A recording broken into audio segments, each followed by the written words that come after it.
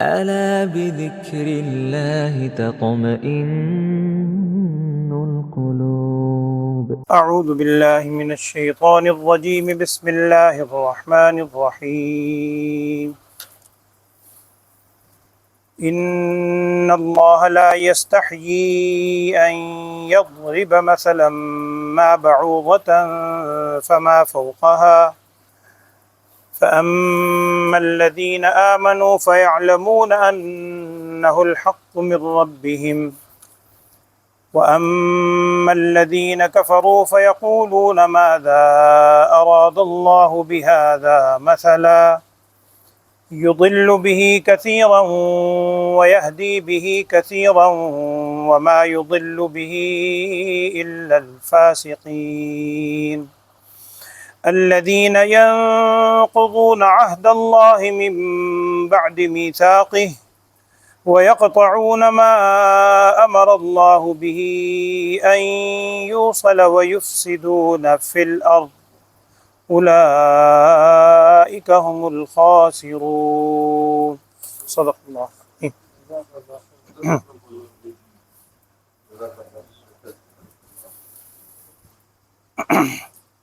ان اللہ لا یستحیی ان یضرب مثلا ما بعوضۃ فما فوقها. بے شک اللہ تعالی حیا نہیں کرتا، نہیں شرماتا اس بات سے کہ وہ مثال پیش کرے اس چیز کی بعوضۃ جو مچھر کی مانند ہے، فما فوقها یہ اس سے بڑی ہے.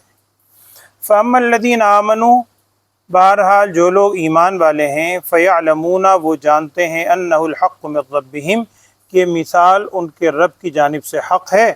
اور واما الذین کفروا اس کے مقابلے میں وہ لوگ جو کافر ہیں، فیقولون وہ یوں کہتے ہیں، ماذا اراد اللہ بہذا مثلا کہ اللہ تعالیٰ نے اس مثال سے کس چیز کا ارادہ کیا ہے.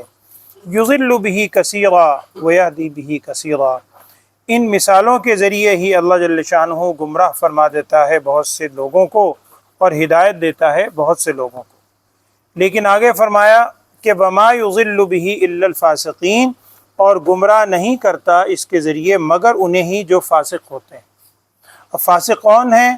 الذین ینقضون عہد اللہ من بعد میثاقہ وہ لوگ جو توڑ دیتے ہیں اللہ کے عہد کو، وعدے کو اس کے پختہ ہو جانے کے بعد. وَيَقْطَعُونَ مَا أَمَرَ اللَّهُ بِهِ أَن يُوصَلَ اور وہ کاٹ ڈالتے ہیں اس چیز کو کہ اللہ تعالیٰ نے حکم دیا تھا جس کو ملانے کا. وَيُفْسِدُونَ فِي الْأَرْضِ اور وہ زمین میں فساد مچاتے ہیں. اولئک هم الخاسرون یہی لوگ خسارہ پانے والے ہیں. گزشتہ آیات میں یہ الفاظ آئے تھے، اللہ جل شانہ کی طرف سے کہا گیا تھا اگر تمہیں شک ہے اس قرآن کے بارے میں اور تم کہتے ہو کہ نعوذ باللہ یہ نبی صلی اللہ علیہ وسلم خود گڑھ کے لے آئے ہیں، تو کوئی ایسی مشکل بات نہیں ہے، تم بھی مقابلے میں اس جیسی آیات لے آؤ، چند آیات لے آؤ اور آیت تھی کہ ایک چھوٹی صورت بنا لاؤ. اب وہ مقابلہ تو ان سے ہو نہیں سکا، صورت تو بنا نہیں سکے. اب انہوں نے ایک اور اعتراض جڑ دیا قرآن کو جھٹلانے کا. چونکہ قرآن نے چیلنج کیا تھا اگر تمہیں شک ہے تو تم بھی لے آؤ، تمہیں اپنی زباندانی پہ بڑا ناز ہے، اور واقعتاً ناز ہے، ساری باتیں میں نے عرض کی. اب وہ جب نہیں ہو سکا، انہوں نے کہا جی اصل میں یہ قرآن اللہ کا کلام نہیں ہو سکتا، اس لیے کہ ہم دیکھتے ہیں اس قرآن میں بڑی حقیر ترین چیزوں کی مثالیں ہیں، چھوٹی چھوٹی چیزوں کی مثالیں دی گئی ہیں. اللہ تعالیٰ کا کلام ہوتا تو اس میں بڑی باتیں ہوتی. جیسے تم کہہ رہے ہو کہ اللہ تعالیٰ ہے، مانتے وہ بھی تھے کسی حد تک کہ جو آسمانوں میں ہے رب ہے، ہم اسے مانتے ہیں، وہ اللہ ہے، وہ تو بڑی شان والا ہے. تو اس میں یہ حقیر ترین چیزوں کی مثالیں ہونا یہ اس بات کی دلیل ہے کہ یہ نعوذ باللہ اللہ کا کلام نہیں. دوسرا اعتراض برا اعتراض. اور قرآن میں کئی جگہ وہ الفاظ ہیں، چونکہ یہ مدنی صورت ہے بعد میں نازل ہونے والی ہجرت کے بعد. قرآن پاک میں آگے آپ نے پڑھیں گے، اب الحمدللہ دوبارہ سے آغاز ہوا ہے، پہلے آپ سن چکے ہیں. ایک جگہ اللہ جل شانہ نے فرمایا یا ایھا الناس ضرب مثل فاستمعوا له ان الذين تدعون من دون الله لن يخلقوا ذبابا ولو اجتمعوا له. اے لوگوں، اللہ تعالیٰ ایک مثال بیان فرماتا ہے، غور سے سنو. یہ جو لوگ اللہ تعالیٰ کے علاوہ دوسروں کو پکار رہے ہیں نا، لن یخلقوا ذبابا، یہ ایک مکھی پیدا نہیں کر سکتے، اور کہتے ہیں اللہ کے شریک ہیں، اللہ کے شریک ہیں، اس میں شریک ہیں، ایک مکھی نہیں پیدا کر سکتے، وَلَوِ اجْتَمَعُوا لَهُ، اگرچہ سارے جمع بھی ہو جائیں، ایک مکھی تک بنا نہیں سکتے، حتیٰ کہ اگر مکھی بیٹھ جائے ان کے اوپر اسے اڑا نہیں سکتے۔ پھر آپ نے اس میں ایک واقعہ سنا ہے، حضرت ابراہیم علیہ السلام کے حوالے سے ہی تھا کہ جب ابراہیم علیہ السلام نے وہ سب بتوں کو مار ڈالا تھا اور انہوں نے آ کے پوچھا تھا کہ ابراہیم علیہ السلام کو بلایا، کہ وہ نوجوان تھے کہ بھئی کس نے کیا ہے، تو ابراہیم علیہ السلام نے جواب یہ دیا، قال بل فعلہ کبیرہم ھذا، یہ بڑا تمہارے موجود ہے، اس سے پوچھو، مجھ سے کیا پوچھتے ہو، جس پہ تمہیں بڑا ناز ہے، تمہارا سب سے بڑا بت تو موجود ہے جس کے کندھے پہ وہ رکھ دیا تھا اوزار، اس سے پوچھ لو۔ فَسَأَلُوهُمْ إِنْ كَانُوا يَنْطِقُونَ، اب وہ بھی گردن جھکا کے وہ سارا واقعہ ہے۔ تو جب یہ قرآن میں اس مکھی کی مثال آئی اور حقیر ترین مثالیں دی گئیں، انہوں نے اس چیز کو ایک اعتراض کے طور پہ ذکر کیا کہ جی قرآن پاک اگر اللہ کا کلام ہے تو اللہ کے کلام میں تو بڑی بڑی اہم باتیں ہونی چاہیے، یہ ایسی بات اس کے اندر کیوں ہے؟ اب یاد رکھیں، ہر شخص جانتا ہے جس کو ادب سے تھوڑی سی شناسائی ہے، آپ ادب سے اگر واقف ہیں، علم بیان، علم بدیع کے اندر، مثال جب کسی چیز کی دی جاتی ہے تو مثال اور ممثل لہو میں مطابقت ہونی چاہیے، یعنی جس چیز کی آپ مثال دے رہے ہیں، مثال تو تبھی فٹ بیٹھے گی نا، اگر حقارت میں مثال دے رہے ہیں تو حقیر ترین چیز کی مثال دی جائے گی۔ تو قرآن میں جہاں مثالیں ہیں وہ تو ان کی حقارت کی ہیں کہ یہ جنہیں یہ پوچھتے ہیں اتنے حقیر ہیں، اتنے کمتر ہیں کہ جیسے مکھی مچھر ہیں، کہ وہ جیسے حقارت کے اندر انتہا درجے کا ہے، اسی طرح یہ بھی حقارت پہ انتہا درجے کے۔ تو چونکہ جواب دینا نہیں، اعتراض برائے اعتراض ہے، تو اس نوعیت کے اعتراض کرنے شروع کر دیے، اور یہ احادیث کے اندر بھی اس طرح کی ہے مثالیں، مچھر کے حوالے سے ہی ہے۔ نبی صلی اللہ علیہ وسلم نے ارشاد فرمایا تھا جس کا مفہوم ہے، اگر اللہ تعالیٰ کے نزدیک اس دنیا کی قدر و منزلت مچھر کے پر کے برابر بھی ہوتی، مچھر کا بھی پر، حقارت میں مثال ہے، اگر اللہ کے نزدیک اس دنیا کی قدر و منزلت مچھر کے پر کے برابر بھی ہوتی تو اللہ جل شانہ کفار کو، کافر کو پانی کا ایک گھونٹ بھی عطا نہ کرتا، لیکن چونکہ مچھر کے پر کے برابر بھی نہیں ہے، اس سے بھی کمتر ہے، تو اس وجہ سے یہ نعمت دنیا ہے، دنیا کیا ہے، اس کے اندر نعمتیں مل رہی۔ تو یہ جو ان کا اعتراض برائے اعتراض تھا، اس کو ذکر کیا گیا کہ ان اللہ لا یستحیی، اللہ تعالیٰ اس چیز سے رکتا نہیں ہے، استحیاء کا مطلب لکھا ہے رک جانا کسی چیز سے، تو اللہ جل شانہ اس بات سے نہیں رکتا کہ وہ مثال بیان کرے ما بعوضۃ، مچھر کی، فما فوقہا، یا اس سے بھی بڑی چیز کی۔ اب فما فوقہا کے اندر دونوں احتمال ہیں، مفسرین نے لکھا ہے، اور بیشتر مفسرین نے تو یہ اس کی وضاحت کی ہے کہ حقارت میں اس سے بڑی چیز کی، اگر اس سے بھی بڑی کوئی حقیر چیز ہے، اور قرآن میں ایک جگہ مکڑی کی مثال دی گئی ہے، پوری صورت ہے سورہ عنکبوت، مثل الذین اتخذوا من دون اللہ اولیاء کمثل العنکبوت، یہ جو جن کو اللہ کے علاوہ پکارتے ہیں، ان کی مثال اگر سمجھنا چاہتے ہو ایسے ہے جیسے مکڑی ہوتی ہے۔ اور وہاں بعض حضرات نے بڑی عجیب اس کے اندر وجہ لکھی ہے، وہ یہ لکھی ہے کہ مکڑی جو جالا بناتی ہے نا، آپ بھی جانتے ہیں، سائنس نے بھی اس کو ثابت کیا ہے، مکڑی جو جالا بناتی ہے، اس کا جو آپ آسان زبان میں کہیں مٹیریل، را مٹیریل جس سے وہ جالا بنا رہی ہے، وہ مچھلی کے پیٹ سے ہی لعاب کی شکل میں نکلتا ہے، باہر سے کوئی چیز نہیں لیتی۔ پرندے گھونسلہ بناتے ہیں، باہر سے وہ توڑتے ہیں، چیزیں چونچ میں لاتے ہیں، وہ لاتے ہیں، جوڑتے ہیں، وہ بناتے ہیں، اپنا گھونسلہ گھر بناتے ہیں۔ مکھی جو جالا بناتی ہے وہ لعاب ہے جو اس کے اندر سے نکلتا ہے۔ تو قرآن نے مثال دی ہے کہ ان کی مثال اس مکڑی جیسی ہے، مکڑی کے جالے جیسی، کہ جیسے مکڑی جو استعمال کر رہی ہے چیز وہ اس کے اندر سے ہی نکلی ہوئی ہے، باہر سے نہیں ہے، اسی طرح یہ جو کفار ہیں، یہ جو اللہ جل شانہ کو نہیں مان رہے، شرک کر رہے ہیں اور مختلف دلیلیں دیتے ہیں، یہ دلیل بھی ان کی اپنی ہی بنائی ہوئی ہیں، باہر سے کوئی دلیل نہیں ہے، نہ کسی کتاب میں ہے، نہ عقلی دلیل ہے باہر سے، نہ اور کوئی نقلی دلیل ہے، اپنی خود ساختہ دلیلیں ہیں، اپنے اندر سے نکلی ہوئی باتیں ہیں۔ ان کی مثال ایسی ہے جیسے مکڑی کے اس جالے کی مثال وہاں قرآن نے ذکر کیا ان اوہن البیوت لبیت العنکبوت کہ سب سے جو ہلکا ترین گھر ہے اگر مثال دی جائے وہ مکڑی کا جالا ہے، اور جو اللہ کے علاوہ پکارتے ہیں ان کی مثال ایسے ہی ہے۔ تو حقیر چیز کی جب مثال دی جائے گی وہ تو حقارت والی چیز سے ہی مثال صحیح فٹ بیٹھے گی، تو اس کا یہاں پر ذکر ہے۔ لیکن آگے کیا فرمایا؟ آگے فرمایا یہ مثالیں ویسی نہیں ہیں، وہ حقارت کے طور پر تو ہیں، لیکن اس مثال کے ذریعے سے بھی کھرے اور کھوٹے میں امتیاز ہو جاتا ہے۔ اس مثال کو بھی اللہ جل شانہ نے اس لیے ذکر فرمایا کیا؟ اما الذین آمنوا، جو ایمان والے ہیں جب وہ یہ مثال سنتے ہیں اس جیسی حقارت والی تو کیا کہتے ہیں؟ فیعلمون، وہ جان لیتے ہیں کہ انہ الحق من ربہم، یہ ان کے رب کی طرف سے حق، آمنا وسلم۔ لیکن جو کافر ہیں وہ اس قسم کے الٹے سیدھے اعتراض کرتے ہیں، یقولون ماذا اراد اللہ بہذا مثلا، اللہ نے اس مثال سے کیا ارادہ کیا بھلا؟ ایسی چیزیں ذکر کرنے کے اللہ کو نعوذ باللہ کیا ضرورت تھی؟ جو تو کے دل میں ایمان ہی نہیں ہے، نہ عقیدت ہے، نہ سوچ ہے، نہ ایمان ہے، تو اس وجہ سے ان کی زبان سے ایسی باتیں نکلتی ہیں، اور اسی سے پھر امتیاز ہو جاتا ہے کیا؟ یضل بہ کثیرا ویہدی بہ کثیرا، اس کے ذریعے سے بہت سے لوگ گمراہ ہو جاتے ہیں اور اسی کے ذریعے سے بہت سے لوگ ہدایت پا جاتے ہیں۔ بعد میں لکھا ہے کہ اس ضمیر کا مرجع قرآن ہے، اس لیے کہ قرآن پر جتنا ایمان لاتے جائیں گے، جتنا ایمان لاتے چلے جائیں گے، جب قرآن تھوڑا تھوڑا اتر رہا تھا اس دور میں، ایک سورت اتری اس پر ایمان لائے، ایمان بڑھ گیا، اگلا پورشن اترا اس پر ایمان لائے، ایمان اور بڑھ گیا، تو ان کے ایمان میں اضافہ ہو رہا ہے۔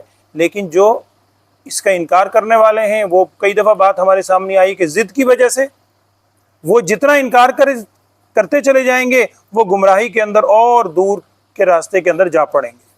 اور یہ نہیں ہے کہ جسے چاہے، اللہ چاہتا کس کے ساتھ ہے، یہیں اس کی وضاحت بھی ہے کہ گمراہ ہوتا کون ہے، گمراہ ہونے والا کون ہے۔ اگر ہم یہ آیت پڑھتے ہیں، بعض اوقات شیطان وسوسہ ڈالتا ہے، اور اللہ معاف فرمائے لوگ تو پتہ نہیں کیا کیا باتیں کرتے ہیں، وہ شیطان ہی وسوسے ڈالتا ہے، سوشل میڈیا پہ بہت آپ کو ملتی ہیں بات۔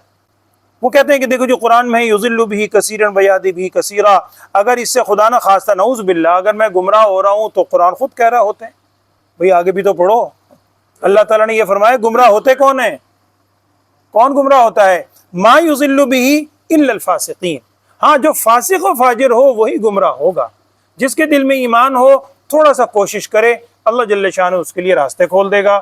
اور قرآن میں آگے آئے گا، اللہ تعالیٰ کا وعدہ ہے والذین جاہدوا فینا لنہدینہم سبلنا، جو ہمارے راستے میں مجاہدہ کوشش تھوڑی سی کرتا ہے، لنہدینہم، ہم ضرور بالضرور، سبل جمع، ہم اس کے لیے راستے کھول دیں گے، لیکن قدم تو اٹھاؤ۔ اب اگلی آیت میں یہ بتلایا کہ وہ جو فاسق جن کو اس سے ہدایت نہیں ملتی بلکہ گمراہی ہی بڑھتی ہے، وہ فاسق کون ہوتے ہیں؟ ان کی 3 صفات بیان کی ہیں قرآن میں، اللہ ہم کو ان سے بچنے کی توفیق دے، آمین۔ پہلی صفت ان کی کیا ہے؟ جن کو اس قرآن سے، ان امثال سے ہدایت نہیں بلکہ گمراہی ملے گی، ان کی پہلی صفت کیا ہوتی ہے؟ الذین ینقضون عہد اللہ من بعد میثاقہ، وہ لوگ جو اللہ تعالیٰ سے کیے ہوئے وعدے کو پختہ ہونے کے بعد توڑ ڈالتے ہیں۔ اب اس سے کون سا وعدہ مراد ہے؟ کئی مفہوم لکھے مفسرین نے، ایک عام فہم مفہوم یہی ہے کہ وہ جو عہد الست تھا، وَإِذْ أَخَذَ رَبُّكَ مِن بَنِي آدَمَ مِن ظُهُورِهِمْ ذُرِّيَّتَهُمْ وَأَشْهَدَهُمْ عَلَىٰ أَنفُسِهِمْ أَلَسْتُ بِرَبِّكُمْ قَالُوا بَلَىٰ، سب نے کہا تھا کیوں نہیں، آپ ہمارے رب ہیں۔ تو وہ جو عہد الست ہے، کئی دفعہ اس کی تفصیل آپ کے سامنے آ چکی، اس سے وہ وعدہ مراد ہے۔ اور دوسرا یہی ہے کہ انسان جب ایمان لے آیا، جب اس نے کلمہ پڑھ لیا تو اللہ تعالیٰ سے عہد کر لیا اس بات کا۔ ظاہری بات ہے لا الہ الا اللہ کوئی نعوذ باللہ جنتر منتر تھوڑی ہے۔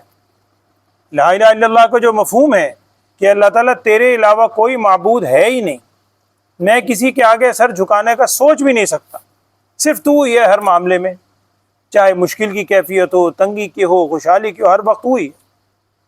تو وہ اللہ تعالیٰ سے اس کیے ہوئے وعدے کو توڑ دیتے ہیں، وہ ہیں فاسق۔ اور دوسری صفت ان فاسقوں کی کیا بیان ہوئی جن کو اس سے ہدایت نہیں ملتی؟ وَيَقْطَعُونَ مَا أَمَرَ اللَّهُ بِهِ أَن يُوصَلَ، جس چیز کے بارے میں اللہ نے ملانے کا حکم دیا، ہم کہتے ہیں نا وصل، وصال، شب فراق ہم اردو میں بھی بولتے ہیں، ایک فصل ہوتا ہے جدائی، ایک وصل ہوتا ہے ملانا، ان یوصلا، جس چیز کو ملانے کا اللہ نے حکم دیا ہے، یقطعون، یہ اس کو کاٹ ڈالتے ہیں۔ اس کا عام فہم مفہوم یہی ہے کہ رشتہ داریوں کو اللہ جل شانہ نے ملانے کا حکم دیا ہے، جس کو ہم صلہ رحمی کہتے ہیں، رشتہ داروں کے ساتھ تعلقات اچھے رکھو، یہ ان تعلقات کو توڑ دیتے ہیں، لوگوں سے رشتہ داریاں ختم کرنے کے درپے ہیں، تو ان کی کیفیت یہ ہوتی ہے۔ اور اگر آپ غور کریں تو مشرکین مکہ ایک تو اللہ تعالیٰ سے کیے ہوئے عہد کو توڑا، یہود نے بھی عہد کیا تھا اپنی کتابوں میں کہ سچی نشانیاں موجود تھیں، لیکن ان نشانیوں کو چھپایا، اظہار نہیں کیا۔ اور دوسرا وَيَقْطَعُونَ مَا أَمَرَ اللَّهُ بِهِ أَن يُوصَلَ، رسول اقدس صلی اللہ علیہ وسلم ان کے خاندان میں تشریف لائے تھے، 40 سالہ پوری زندگی ان کے سامنے تھی، کل تک ان پر جان چھڑکنے کو تیار تھے، صادق، امین، سارے القاب ان کے لیے تھے، لیکن آج جب ان کے زد پڑی شرک پہ، آج سارے مخالف ہو گئے۔ تو وہی وَيَقْطَعُونَ مَا أَمَرَ اللَّهُ بِهِ أَن يُوصَلَ، جس کو ملانے کا اللہ نے حکم دیا تھا ان کو کاٹ ڈالتے ہیں، یہ ہے فاسق۔ اور تیسری ان کی صفت کیا ہے؟ وَيُفْسِدُونَ فِي الْأَرْضِ، اور زمین میں فساد مچاتے پھرتے ہیں۔ خاص طور پر حضرات نے لکھا ہے اس سے منافقین مراد ہے، چونکہ منافقین کی پیچھے تفصیل آئی، ادھر جاتے ہیں تو کہتے ہیں تمہارے ساتھ ہے، ادھر جاتے ہیں تمہارے ساتھ ہیں، یخادعون اللہ، دھوکہ دیتے ہیں، کبھی کچھ ہے، کبھی یہی فساد ہے، اور کیا۔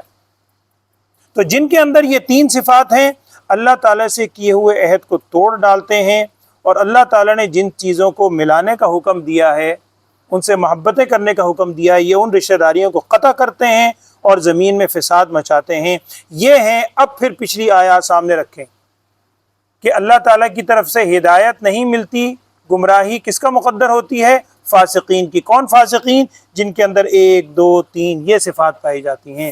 اور آخر میں فرمایا اولئک هم الخاسرون، یہی تو ہیں خسارہ اٹھانے والے۔ اگر خسارہ، اصل میں ہم نے خسارہ اور کامیابی کے سرکل کچھ اپنے ذہن میں بنا رکھے ہیں دنیا کے اندر، کہ تاجر کہتا ہے جی مجھے اگر اتنا پروفٹ ہو گیا میں کامیاب، طالب علم کہتا ہے میری اتنی پوزیشن آ گئی میں کامیاب، زراعت والا کہتا ہے یہ مجھے چیز مل گئی میں کامیاب۔ اور ایک نے کامیابی ناکامی کے کچھ دائرے بنا رکھے ہیں۔ ایک کامیابی ناکامی کا دائرہ وہ ہے جس کو خالق خود بیان کر رہا ہے۔ پیچھے آیا تھا اولئک هم المفلحون، کامیاب ہونے والے کون ہیں؟ وہ متقین کی صفات جن کے اندر ہوں۔ اور خسارہ اٹھانے والے کون ہیں؟ اللہ معاف فرمائے، یہ 3 صفات فاسقوں کی جن کے اندر ہوں، یہی وہ لوگ ہیں جن کو اس سے ہدایت نہیں ملتی بلکہ گمراہی ملتی ہے۔ اللہ تعالیٰ ہم سب کو معاف فرمائے۔ اور 3 چیزیں بنیادی تھیں، توحید، رسالت اور آخرت، جو بنیادی امہات المسائل شمار ہوتے ہیں۔ قرآن کا خلاصہ بھی عام طور پہ اس کو کہا جاتا ہے۔ اس ایک ہی رکوع میں توحید کا ذکر بھی آ گیا، یا ایھا الناس اعبدوا سے سارا، رسالت کا ذکر بھی آیا تھا کہ وَإِن كُنتُم فِي رَيْبٍ مِّمَّا نَزَّلْنَا، اگر تمہیں شک ہے، اور کل کی جو آیت ہے كَيْفَ تَكْفُرُونَ بِاللَّهِ وَكُنتُمْ أَمْوَاتًا، اس میں آخرت کا ذکر بھی آ رہا ہے، تم تو مردے تھے، بے جان تھے، اللہ نے زندگی دی، کیسے تم اللہ تعالیٰ کا انکار کرتے ہو؟ تو یہ ساری باتیں اللہ جل شانہ کوئی واقعات کے طور پر بیان نہیں ہو رہی، بلکہ قرآن کتاب ہدایت ہے۔ ہم اگر آج قرآن پڑھ رہے ہیں، آج ہمیں ان ہدایت کو سامنے رکھنا ہے۔ اللہ تعالیٰ عمل کی بھی توفیق عطا فرمائے، اللہم آمین۔ الحمدللہ رب العالمین، اللہم صلی علی سیدنا و مولانا محمد وعلی آل سیدنا و مولانا محمد وبارک وسلم۔ یا اللہ ہم سب کے اس بیٹھنے کو قبول فرما، پڑھنے کو سننے کو قبول فرما، قرآنی زندگی ہم سب کو عطا فرما، قرآن پر کامل عمل کرنے کی توفیق عطا فرما، تمام بیماروں کو صحت، عافیت، سلامتی والی زندگی عطا فرما، پوری امت مسلمہ کے حال پر یا اللہ رحم والا معاملہ فرما، امت مسلمہ کو ہر وقت اپنی دعاؤں میں یاد رکھیں۔ اللہ تعالیٰ پوری امت مسلمہ کو متحد ہونے کی توفیق عطا فرما، کفر کے خلاف سینہ سپر ہونے کی توفیق عطا فرما، باہمی اختلافات بھلا کر ہم سب کو ایک اور نیک ہونے کی توفیق عطا فرما۔ یا اللہ ہم آپ سے ہر وہ خیر مانگتے ہیں جو رسول صلی اللہ علیہ وسلم نے آپ سے مانگی ہے۔ ہم سب کو اور پوری امت کو ان تمام شر کی باتوں سے پناہ عطا فرما جن شرور سے رسول صلی اللہ علیہ وسلم نے پناہ مانگی ہے۔ ہم سب کو ایمان و اسلام والی کامل زندگی عطا فرما، ایمان پر استقامت ہمیں نصیب فرما، ایمان کامل پہ ہم سب کا خاتمہ فرما۔ وصلی اللہ تعالی علی خیر خلقہ سیدنا و مولانا محمد وعلی آلہ واصحابہ اجمعین، آمین برحمتک یا ارحم الراحمین۔